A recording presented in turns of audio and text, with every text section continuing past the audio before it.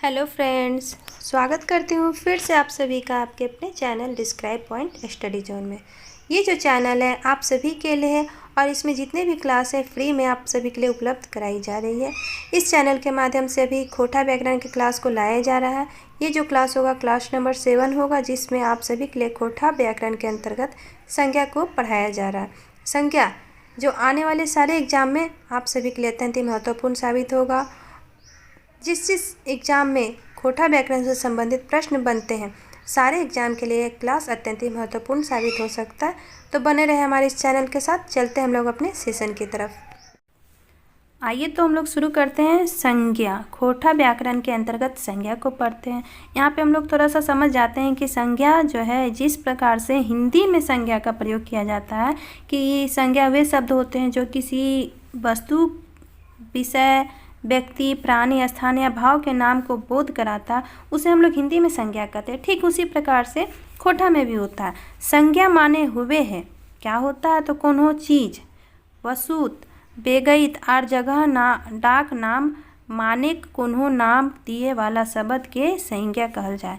यानी कि कोई भी वस्तु, बेगैत मतलब व्यक्ति, और जगह का नाम, जिसके नाम को बताया जाता है, जिस चीज़ से, मतलब उसे हम लोग संज्ञा कहते हैं। हिंदी या खोटा दोनों में सेम होता है। जैसे चीज वस्तु के नाम, चीज वस्तु के नाम क्या होता है। जैसे आप चीज क्या है तो वस्तु मतलब वस्तु होता है। तो जिस तरह से हम लोग जैसे कहें कि टीवी है, घर है, पलंग है, बिस्तर है, गाड़ी, ये सब क्या है, वस्तु है। ठीक है। कोनो जगह, डाक, ठावे के नाम, जैसे कोनो जगह झारखंड, बोकारो, कोडरमा, हजारीबाग, गिरिडीह, ये सब क्या है, कोई जगह है जिसका नाम है। ठीक है।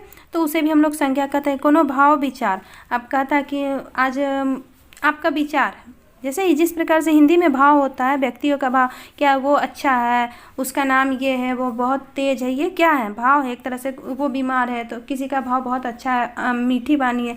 जिस प्रकार से हिंदी में होता है, सेम उसी तरह से आपके इसमें खोटा व्याकरण में भी होता है। जैसे ठोब, जगह, चीज, वसूत, बेकैत, भाखा, विचार, बेकैत, आरो आरो। अब इसे हम लोग किस तरह से एक इसके तरह से हम लोग समझ सकते हैं उदाहरण के तौर पे कि ठोब जगह, कोई जगह, किसी चीज, वस्तु, कोई व्यक्ति, भाषा, विचार, बेकैत आदि सभी नामों को क्या कहा जाता है, संज्ञा। जगह मतलब हो गया रांची, हजारीबाग, बोकारो, आरो आरो, ये सब जगह के अंतर्गत आ गया। अगर चीज़ वस्तु के नाम से कहें तो कोहड़ा, ढकनी, चूका आदि जो है चीज़ है, वस्तु है। बेकैत के नाम में डॉक्टर विनोद, ए.के. झा, श्रीनिवास पानुरी जी, ये सब जो है व्यक्ति के अंतर्गत आ गए। भाव, विचार, बुढ़ारी, सुंदर, लुईरगर, मतलब बुढ़ारी मतलब बुढ़ापा, सुंदर मतलब बहुत सुंदर, लुईरगर मतलब जिसे बहुत कुछ आता है, उसे लुईरगर कहते हैं।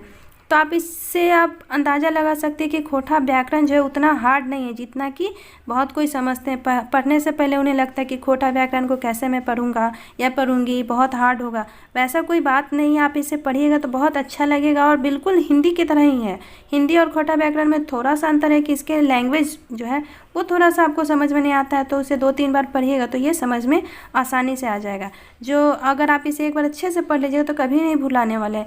ये आने वाले सारे एग्जाम जैसे जेटेट, जेएसएससी, सीजीएल, दरोगा और फिर जेपीएससी मेंस आदि सभी में आपकी मदद करेगा। अब हम लोग देखते हैं खोटा व्याकरण के अंतर्गत संज्ञा जो उसको कितने भागों में बांटा गया। तो खोटा संज्ञाक रूप, खोटा संज्ञाक 5 को बखरा करल गेल है। जिस प्रकार से हिंदी में संज्ञा को 5 भागों में बांटा गया है, उसी तरह से खोटा व्याकरण में भी संज्ञा को 5 भागों में बांटा गया है। अब कौन कौन सा उसका रूप है तो बेकैतवाचक, जाइतवाचक, समूहवाचक, दरबवाचक, भाववाचक।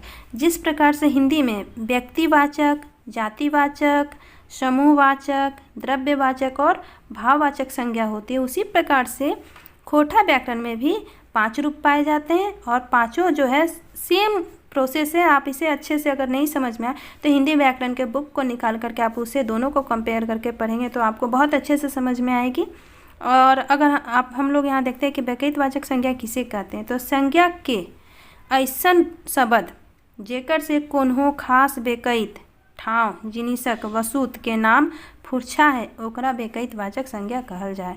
यानी कि जिस प्रकार से हम लोग हिंदी में कहते हैं कि संज्ञा शब्द से किसी एक व्यक्ति, स्थान या वस्तु के नाम का ज्ञान हो उसे हम लोग व्यक्तिवाचक संज्ञा कहते हैं। सेम उसी तरह से खोटा व्याकरण में भी है कि व्यक्तिवाचक संज्ञा के ऐसन शब्द जेकरा से कोनो खास यानी खास व्यक्ति, ठाव जिनिसक वस्तु के नाम फुरछाए ओकरा बेकैतवाचक संज्ञा कहल जाए।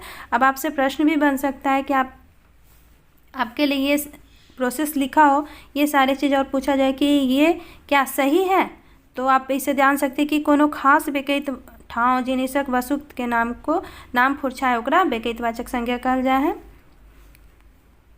जैसे दामोदर, पारसनाथ, करम, खोरठा, नागपुरी, आरो ये सब क्या है बेकैतवाचक संज्ञा के अंतर्गत आता है। जैसे गंगा, जमुना, ये सब क्या है व्यक्तियों के नाम, देशों के नाम, पर्वतों के नाम, दिशाओं के नाम, ये सब क्या है अलग अलग नहीं मतलब खास है। अलग अलग दिशा है तो 4 दिशा ही है, 5 दिशा है, 10 दिशा है तो 10 दिशा के बाद भी कोई दिशा नहीं है। तो दिशाओं के नाम जैसे उत्तर, पूर्व, पश्चिम, ये सब हम लोग लेते हैं तो इसको हम एक ही दिशा कहते हैं। उत्तर तो एक ही उत्तर है, दक्षिण एक ही है, दामोदर नदी एक ही है, पारसनाथ पहाड़ एक ही है, तो ये खास हो गया है। इसी तरह से हम लोग बेकैतवाचक संज्ञा के कई गो रूप भेटा, इसे भी हम लोग देख लेते हैं। जैसे बेकैत व्यक्ति के नाम सीता, गीता आदि, सीता एक ही है। दिशा का नाम पूर्व, पश्चिम, उत्तर। देशक नाम, अब देशक नाम तो भारत, श्रीलंका, पाकिस्तान, ये सब क्या है देश का नाम है। भारत तो एक ही है, श्रीलंका भी एक ही है, तो ये सब खास है। देखिए भाषा का नाम, अब भाषा का नाम खोटा, नागपुरी, हिंदी, कुरमाली, नागपुरी, खोटा, व्याकरण, ये सब क्या है भाषा है। नदी तालाब के नाम, तो नदी तालाब के अंतर्गत क्या है गंगा, दामोदर। पहाड़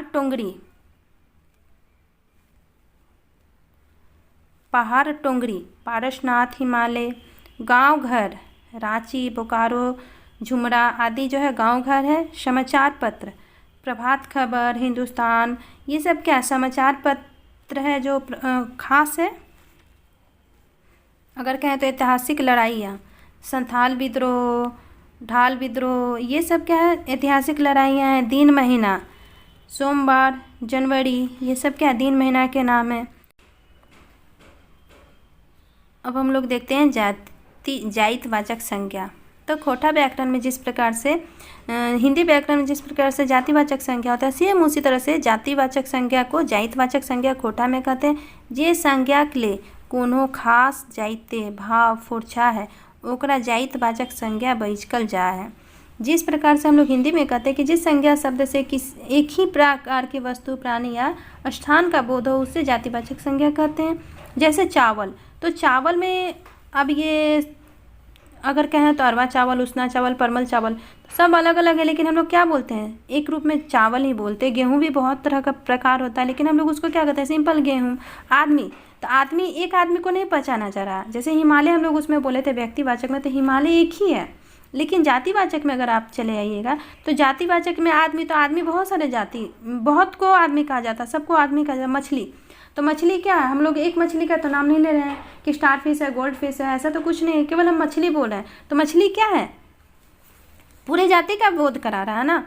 तो यहाँ पे हम लोग मछली, मैदान, तो मैदान एक ही जगह पे तो नहीं, आप चले जाइएगा तो हजारीबाग में भी मैदान है, रांची में भी मैदान है, धनबाद में भी मैदान है, बोकारो में भी मैदान है। तो मैदान मतलब मैदान हम बोले तो सारे मैदान का बोध हो रहा है, यहाँ पे एक मैदान तो आ नहीं रहा है। तो ये क्या है पूरे जाति का बोध कराता है, जहाँ उसे हम लोग जातिवाचक संज्ञा बोलते हैं। इसी प्रकार से खोटा में भी है। जैसे गुरु, तो गुरु के अंतर्गत क्या आ रहा है, अब गुरु केवल बोल रहे हैं तो एक किसका गुरु है, कौन गुरु है, नहीं, गुरु मतलब गुरु होता है डांगर, पहाड़, टुंगरी, नदी, गाय, तोता, कलम, किताब, गिदर, आरो, ये सब क्या है पूरे जाति का बोध कराता। तोता हम लोग बोलते तो क्या एक ही तोता को बोल रहे हैं, नहीं, तोता मतलब तोता होता है। अब कौन तोता है ये तो नहीं, यहाँ पे नाम से तो बोध नहीं करा रहा है। अगर हाँ उसका नाम होता तो बोलते वो तोता है, लेकिन केवल तोता। कलम बोले तो कलम, किताब बोले तो किताब, यहाँ किताब का तो नाम नहीं लिया जा रहा, यानी सारे जाति का बोध करा रहा है, उसे हम लोग जातिवाचक संज्ञा बोला जाता है। अब हम लोग देखते हैं गोठवाचक संज्ञा। खोटा व्याकरण में गोठवाचक संज्ञा जे संज्ञा कोनो जिनिस चाहे बेकैत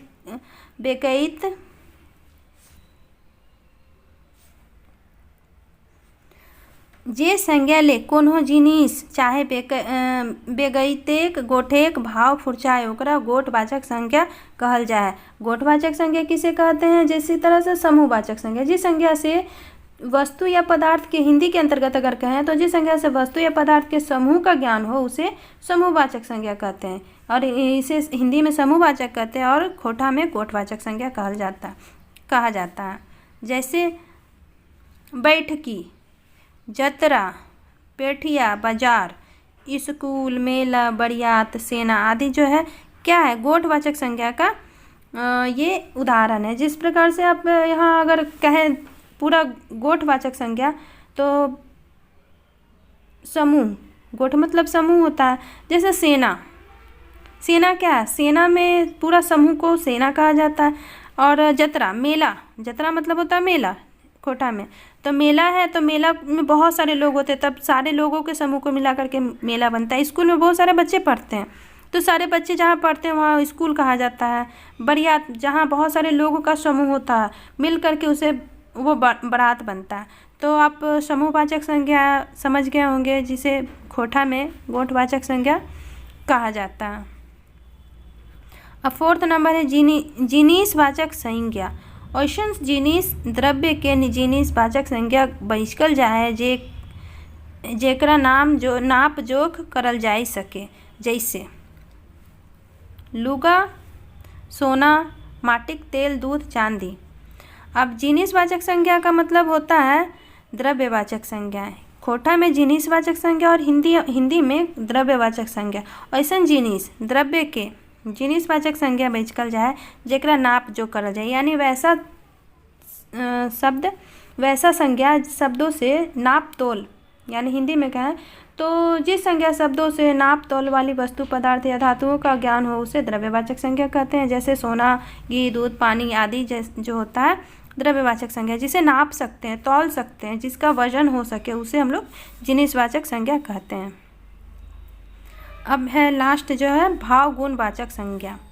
भाव गुणवाचक संज्ञा जे संज्ञा के लिए बेगैत चाहे जिनिसेक गुण भाव चाहे दशाक भाव फुरछाए ओकरा भाव गुणवाचक संज्ञा बहिष्कल जाए। जैसे बुढ़ारी, ढढनच, लुइरगढ़ी आदि जो है भाव का बोध कराता है। जिस प्रकार से हम लोग हिंदी में कहते हैं जिस संज्ञा शब्दों से वस्तु या प्राणियों के गुण, धर्म, दशा, दोष, कार्य, अवस्था या स्थिति का ज्ञान होता है उसे भाववाचक संज्ञा कहते हैं। जैसे कि एक आदमी जो बुढ़ा गया है तो उसका बुढ़ापा आ गया तो उसका भाव क्या? वो बुढ़ापा, वो दिखा रहा है कि हाँ वो बुढ़ा हो गया है। छोटा बच्चा होता तो वो बच्चा होता तो उसका बचपन दिखता है, तो जिससे उसका भाव दिखता है। भाव जो चोर है तो कहते ना कि वो चोर है, तो चोरी करता है तो उसे चोर कहते हैं, तो उसका भाव क्या है? चोरी का। तो अब लुइरगर मतलब होता है कि बहुत तेज है, वो बहुत हर काम को अच्छा से कर सकता है, तो उसका कहते हैं बहुत लुइरगर है। तो ये उसके भाव को दर्शाता है, इसे हम लोग भाववाचक संज्ञा कहते हैं। इस प्रकार से आप आज के इस संज्ञा के क्लास को आई थिंक अच्छे से समझ गए होंगे। अब आपको संज्ञा को समझने में, खोटा संज्ञा को समझने में दिक्कत नहीं हुई होगी। अगर आपको किसी तरह से कोई दिक्कत हुई हो तो कमेंट बॉक्स में कमेंट जरूर करें, मैं उसे सुधारने की कोशिश करूँगी। और मिलते हैं हम लोग नेक्स्ट क्लास में एक नए खोटा व्याकरण को लेकर के। धन्यवाद।